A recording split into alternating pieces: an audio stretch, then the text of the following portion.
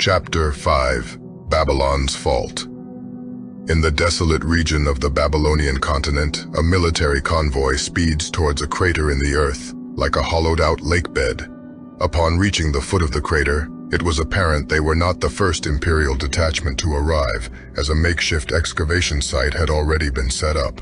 A soldier in a hazmat suit emerges from the depths of the broken earth and approaches the truck leading the military convoy.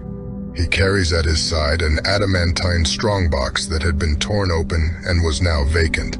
The symbol of a nuclear isotope was on the side of the strongbox. The man in the hazmat suit knocks twice on the driver's side door. The driver rolls down his window. The driver then inquires, "Report?" to which the soldier in the hazmat suit shakes his head from side to side in silence. Miles away in a dark cavern sits a mysterious giant man covered head to toe in soot and ash, to the point where his features could barely be made out. The mysterious figure had the claws of a beast instead of the nails of a man. With his claws, this man tears open his stomach directly in front of where his right kidney would be. Following this, the figure hastily pushes an aluminum can-sized device into his wound. The wound sears shut, cauterizing and healing almost instantly, concealing the device. Chapter 6: The Capital of Aurora. The capital of Aurora is a pearl-white metropolis that sits off the southern coast of Babylon, serving as the center of commerce and trade. The Capitol building sits at the city's southernmost point facing the ocean. At the center of the city is a half-mile-wide pillar that stretches above the clouds and pierces the atmosphere. This structure is one of 3 space elevators on Aurora: Babel 1, Babel 2, and Babel 3, each aligned with the equator and each equal distances apart. The spaceports atop these structures are large enough to be considered cities themselves. Above the Capitol building, the battle-ready destroyer, the Spear of the Imperator, looms over the bay with a daunting presence as the buildings below shake from the sheer force of the vessel's Aethernet engines while idle. Inside the Capitol, the Imperator, Drake Hyrock, marches down the central atrium with an Imperial Legionnaire at each flank. Drake is a Nephilim, although he lacks the towering height, standing just a hair above the average man.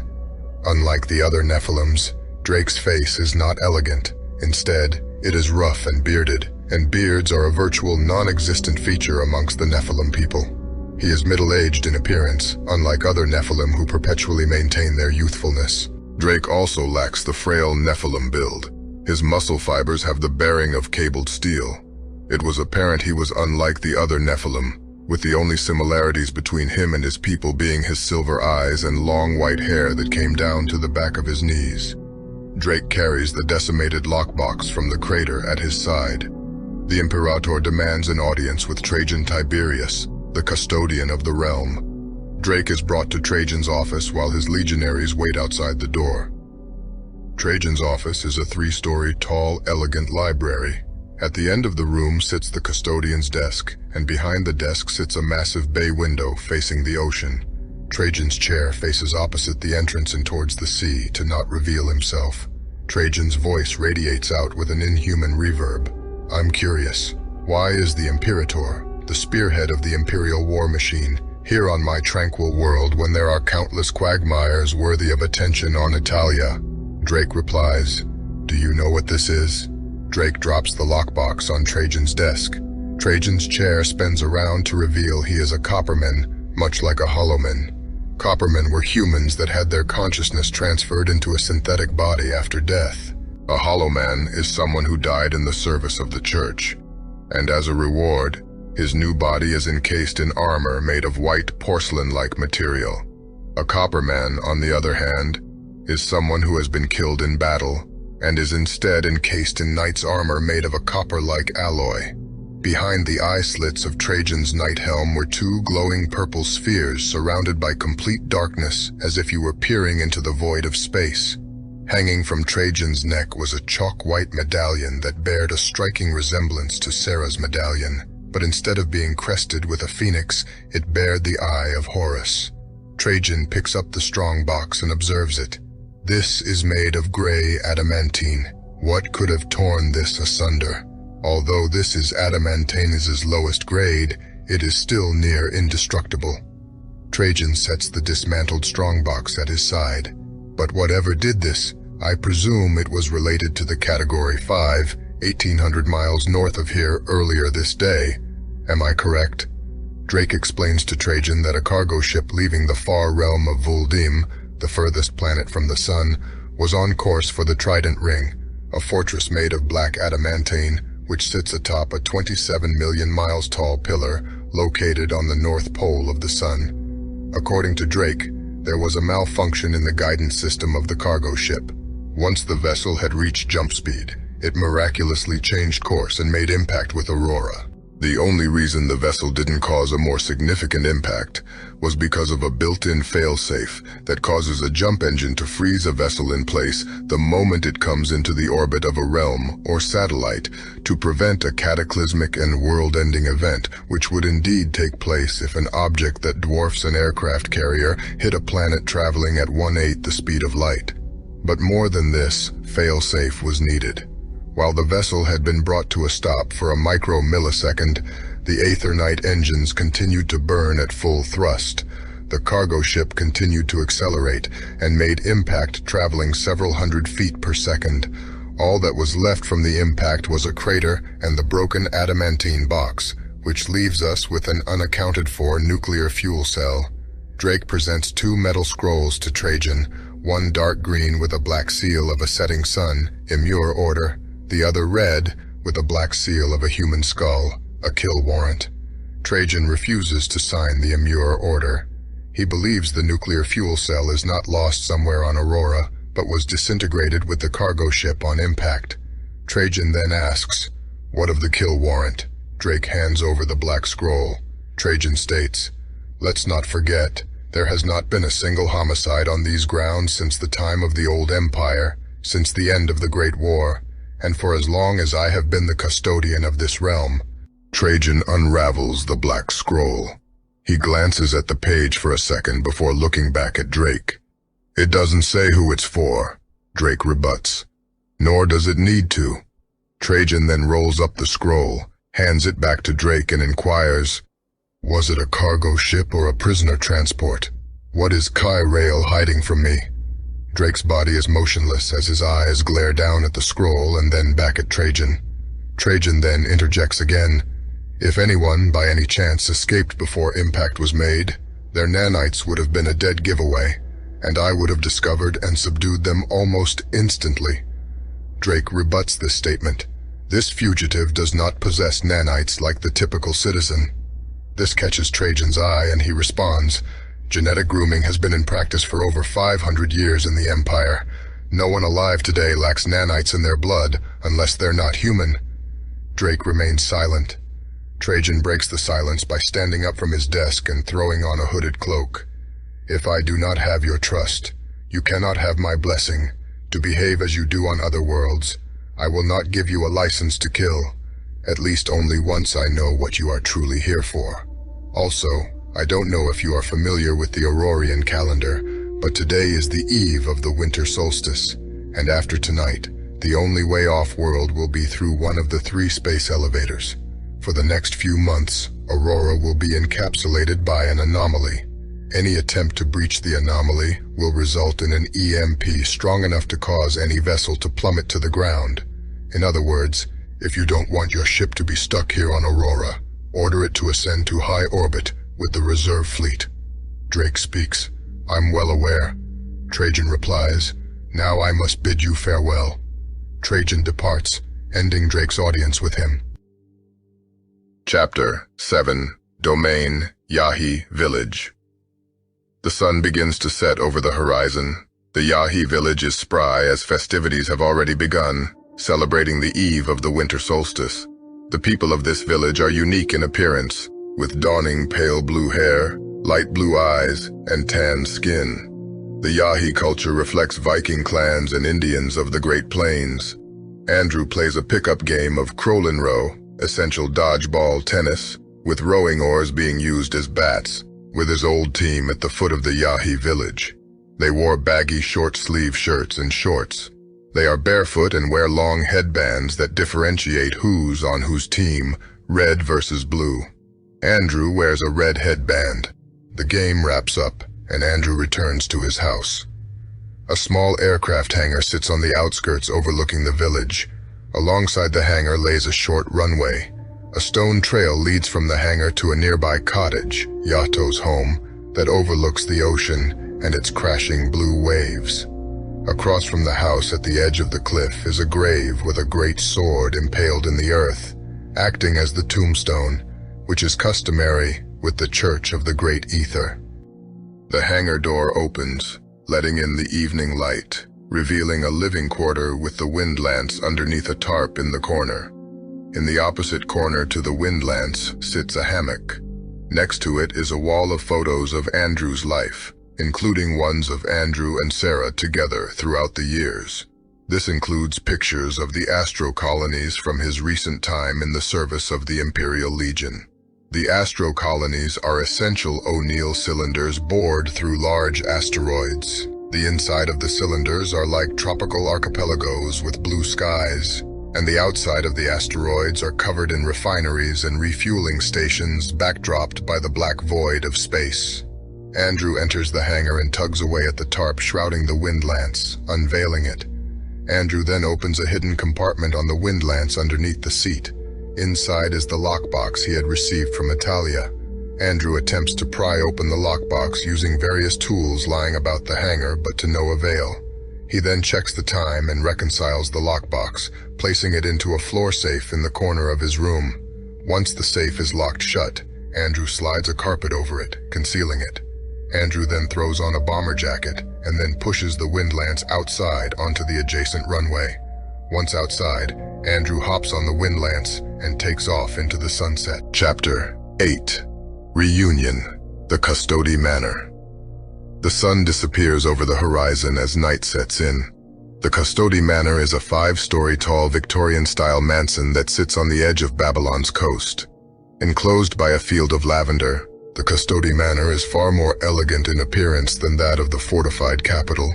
The Custodi Manor happens to be hosting an exquisite ball for the upper echelon of Aurora and other neighboring worlds and satellites. Trajan sits in his lavish home office, wearing his decorated uniform jacket from when he was an Alpha Centurion knight. At Trajan's side stands his bodyguard, Yavik, an 8 tall copperman wearing a knight's trench coat and laced with bulletproof adamantine chain-link armor. Yavik wore a holstered 4-barrel, a hypersonic anti-aircraft gun on his back, modified into a gargantuan rifle that would dwarf the average man. Under Yavik's left armpit, the polished wooden handle of a Heidegger revolver protrudes from his trench coat, holstered at the ready. Yavik's helm differed significantly from Trajan's. Instead of an elegant knight helm such as Trajan's, Yavik's helm was shaped like a human skull, covered by a plate armor face mask from the nose down. Inside Yavik's void-like eye sockets were purple spheres of light, just like Trajan's eyes. On the wall behind Trajan hangs his mounted and sheathed custody arm, one of 7 Nephilim gun blades created for the first 7 custodians of the Empire. The custody arm is crested with Aethernite runes in Sanskrit letters. The gun collides 2 atoms to create a small cosmic blast focused down an artillery-sized white adamantine barrel. Sitting counter to Trajan is Caelum. Trajan gives Caelum an undeciphered lost scroll of Hadrian's prophecy, a holy book for the Church of the Great Aether. Trajan entrusts Caelum in gifting the lost page to the oracle, Malaya Hyrok, the prophet, leader of the Church of the Great Aether, and Caelum's niece. She inherited the mantle when she was still in her mother's womb, after her father, the prior oracle, was declared deceased by the Empire after vanishing during the end of the Great War. Caelum excuses himself from this meeting with Trajan. Upon Caelum leaving, Trajan orders his bodyguard to let in whoever is next. Several hundred bureaucrats and aristocrats had been lined up outside Trajan's office, each seeking an audience with Trajan for various matters. In the main ballroom, guests are packed in and lively as the party is in full swing. Caelum makes small talk with some of the party's guests, who happen to be gathered around a glass case that contains the ancient armor of Emperor Praxis. The armor looked ancient in design, but new in material, as if it had never been touched or seen battle, which could not be further from the truth.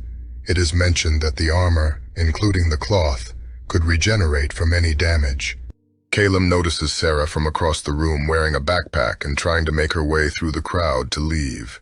She was easy to spot as to how much she stuck out in her causal street attire compared to the highly dressed crowd. Sarah and Calum lock their eyes as he gives her a look of slight disapproval. Arthur Noah, the right hand of the Lord Regent of the Empire, Edwin Key Rail, approaches Calum. Arthur is known officially as the Keeper of the Peace. This immediately garners Calum's attention. Meanwhile, Sarah makes her way outside.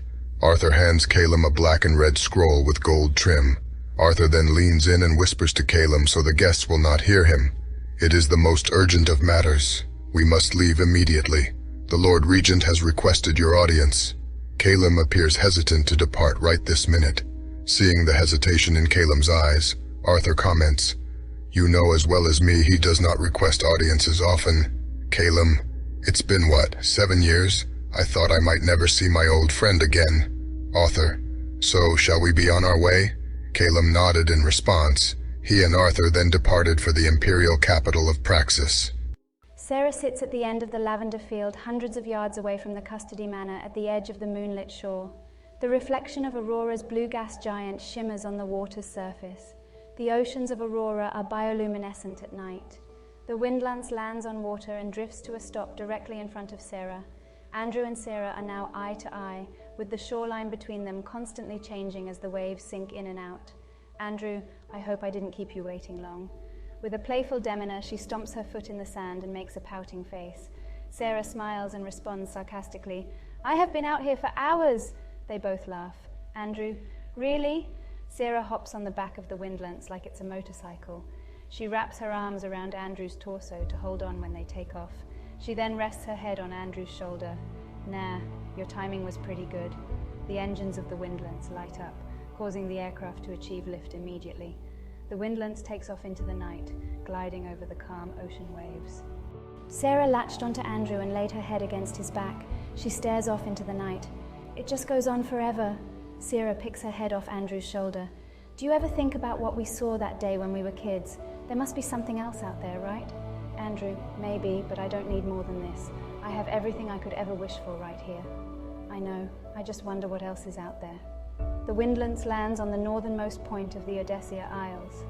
Past the black sand beach laid a field of fluorescent blue petal flowers, just like the one Sarah kept on her nightstand. In the middle of this field sits a solitary and peculiar tree with a black trunk, white limbs, and purple leaves. Sarah and Andrew lay beneath the solitary tree on a Yahi quilt. Sarah points to a small purple dot in the night sky. This was her homeworld, Noctin. She reminisces on what life was like there and how different it was to Aurora. Sarah only lives on Aurora during the winter until the end of the anomaly, after which she must return to her world. It has been this way since the first time she and Andrew met.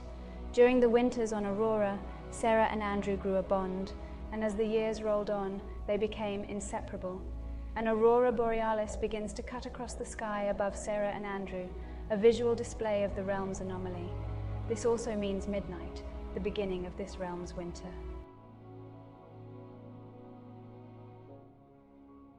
Chapter 9. The Anomaly. Back at the Custody Manor, Trajan has yet to reach the last guest seeking an audience when Drake barges in, followed by a woman with velvet hair and purple eyes. This is Lilith, a master hypnotist and the head of the Imperial Military's hypnosis program. Trajan's guest hastily excuses themselves at the sight of Drake. Drake flops down in a chair counter to Trajan and plops his boots on Trajan's desk. Drake then pulls out a knife and starts cleaning his nails with it. Trajan looks to Lilith and then to Drake. "Your witch can wait outside." Without looking back at Lilith, Drake throws his hand back, lazily grasping his knife. Lilith gets the message and scowls at Trajan as she leaves the room. Once Lilith leaves the room, Drake informs Trajan that he has deployed a small army to search and sweep the desert surrounding the impact site. Meanwhile, inside the ballroom, the lavishly decorated guests gathered in awe of the aurora borealis overhead, for they had a perfect view of the anomaly through the building's glass roof. Amongst the guests was one of 10 Grand Imperial Arbiters. A royal phoenix medallion, much like Andrew's, hangs around his neck. Unlike Andrew's medallion, the Arbiter's was polished and glistened in the light. A large legionnaire standing over 6'5" approaches the party from the rear of the ballroom. The party guests pay no mind to this man as he stops and stands directly behind the Grand Arbiter. The Imperial Arbiter stands in the sizable legionary shadow. The Arbiter feels the larger soldier's looming presence over him as he turns around to observe the matter. He looks up at the legionnaire and responds, "Yes." The legionnaire looks down at the Phoenix medallion. "How dare you?" The Arbiter looks up with bewilderment, for he's never been addressed in this manner before. "Beg your pardon?" The legionnaire speaks with a calm tone, a mortal wearing around his neck what was meant for a god. The legionnaire removes his helmet and drops it to the ground, making a loud thud that alarms the rest of the ballroom. The look of bewilderment on the Imperial Arbiter's face drifts to the look of fear as he knew immediately what Abaddon was. The medallion lights up like a Nephilim ghost light lantern. It was about to implode into a portal and teleport the Imperial Arbiter to safety. But the legionnaire was lightning quick. He grabbed the Arbiter's medallion, and the light faded away into the legionnaire's palm. The crowded ballroom started to fall silent beside faint murmurs of confusion, as this commotion had drawn the party to a halt and garnered the guests' attention. Inside the Manor's office, Drake and Trajan discuss the search for the nuclear fuel cell. Trajan's head jumps up as he turns away from Drake. Drake, puzzled, inquires to Trajan, "What do you see?" Trajan leaps up from his chair, grabs the custody arm that hangs above his head, and then proceeds to barge out of the room with Yavik charging behind in tow. Drake doesn't miss a step as he falls in line behind the two to form a trio. Sirens ring as the shouting and stomping of Imperial guards echo down the hallways of every corridor. The building is swarmed with Imperial legionaries making their way to the ballroom with frantic haste. In the ballroom, the legionnaire grips the Phoenix medallion around the Imperial Arbiter's neck like a leash. The Arbiter stands petrified as he mutters under his breath in fear, "We killed the last of you." The now unveiled legionnaire, Abaddon, has crimson-red eyes. Abaddon says nothing as the Phoenix medallion and the attached chain glows like molten metal in his grasp. Using his free hand, Abaddon clutches the Imperial Arbiter by his scalp. Abaddon then yanks the medallion as if trying to break the chain, but the chain does not break. Instead, the Imperial Arbiter's body drops to the ground while his head stays in place. Anyone who has not yet fled begins to do so as they panic and scream for the exits. Abaddon tosses the Arbiter's head to the side as if to pay no mind. Amongst the chaos, Abaddon stares down at the Phoenix medallion as if it was a long-lost token of his. Trajan, Yavik, Drake, and around 40 armed soldiers storm the ballroom surrounding Abaddon. Abaddon seems unfazed and does not react as he turns back to Trajan, Drake, and Yavik. Trajan's custodian amulet now hangs wrapped around his wrist. Trajan grabs the hilt of his gunblade as the white medallion magnetizes to the scabbard of the weapon for a split second, releasing the custody arm from its sheath.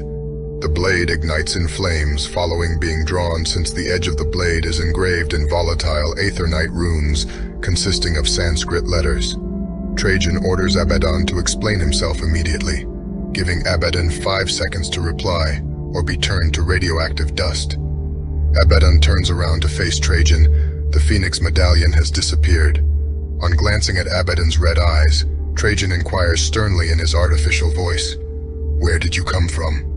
Abaddon answers, "I was born on the earth we stand.